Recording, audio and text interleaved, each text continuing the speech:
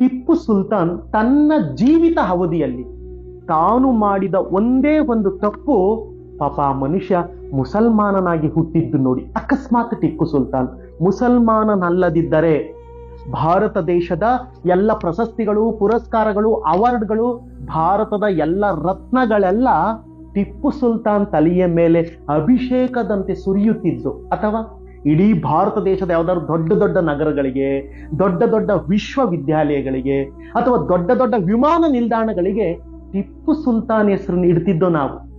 ಟಿಪ್ಪುವಿನ ಸಾಧನೆಯನ್ನ, ಟಿಪ್ಪುವಿನ ಕೊಡುಗೆಯನ್ನ ನಾವು ಟಿಪ್ಪು ಹುಟ್ಟಿ ಬಂದ ಧರ್ಮದ, ಜಾತಿಯ ನೆಲೆಯ ಮೇಲೆ ಗುರುತಿಸ್ತಾ ಇರೋದ್ರಿಂದ ಟಿಪ್ಪುವಿನ ಸಾಧನೆ ನಮ್ಮ ಕುರುಡು ಕಣ್ಣುಗಳಿಗೆ ಕಾಣಿಸ್ತಾ ಇಲ್ಲ. ಟಿಪ್ಪು ಕೇವಲ ಭಾರತಕ್ಕೆ ರೇಷ್ಮೆಯನ್ನ ತಂದದ್ದಾಗಲಿ, ಅಥವಾ ಉಳುವವನೇ ಭೂಮಿಯ ಒಡೆಯ ಅಂದಿದ್ದಾಗಲಿ, ಅಥವಾ ಯುದ್ಧ ತಂತ್ರದ ಭಾಗವಾಗಿ ರಾಕೆಟ್ ಅನ್ನ ತನ್ನ ಸೈನ್ಯದಲ್ಲಿ ಬಳಕೆ ಮಾಡಿದ್ದಾಗ್ಲಿ, ಅಥವಾ ಇಲ್ಲಿನ ಶೋಷಿತ ಸಮುದಾಯಗಳನ್ನ ಸೈನ್ಯಕ್ಕೆ ಸೇರಿಸಿಕೊಂಡಿದ್ದಾಗ್ಲಿ ಮುಖ್ಯ ಅಲ್ಲ.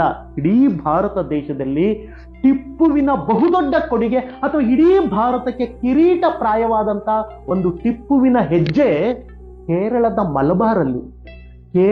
ಮಲಬಾರ್ ಪ್ರಾಂತ್ಯದಲ್ಲಿ ಈಳವ ಸಮುದಾಯದ ಹೆಣ್ಣು ಮಕ್ಕಳ ಮೇಲೆ ಏರಲ್ಪಟ್ಟಿದ್ದ ಭೂಮಂಡಲವೇ ನಡುತ್ತಕ್ಕಂಥ, ಸೂರ್ಯ ಚಂದ್ರರೇ ಬೆಚ್ಚುವಂತಹ ಒಂದು ಹೀನ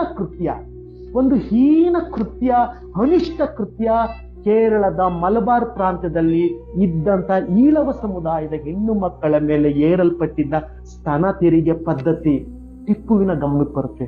ನನ್ನ ಸಾಮ್ರಾಜ್ಯದಲ್ಲಿ ಇಲ್ಲಿನ ಹೆಣ್ಣು ಮಕ್ಕಳ ಮೇಲೆ ಏರಿರುವ ಇಂಥ ಹೀನ ಪದ್ಧತಿ ಇನ್ನು ಈ ಭೂಮಿಯ ಮೇಲೆ ಇರಕೂಡದು ಅಂತ ಹೇಳಿ ಆ ಕ್ಷಣದಲ್ಲೇ ನಿಷೇಧಿಸುವ ಟಿಪ್ಪುವಿನ ಮನಸ್ಥಿತಿ ಇದೆಯಲ್ಲ, ಅದಕ್ಕೆ ಇಡೀ ಭಾರತೀಯರು ಟಿಪ್ಪುವಿಗೆ ಎದ್ದು ನಿಂತು ಗೌರವಿಸ್ಬೇಕ್ರಿ.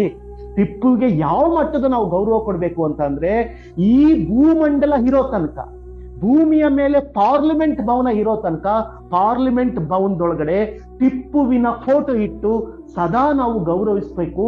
ಅಷ್ಟು ಗಂಭೀರವಾದಂತ ಒಂದು ಗ್ರೇಟ್ ವ್ಯಕ್ತಿತ್ವ ಟಿಪ್ಪು ಸುಲ್ತಾನ್.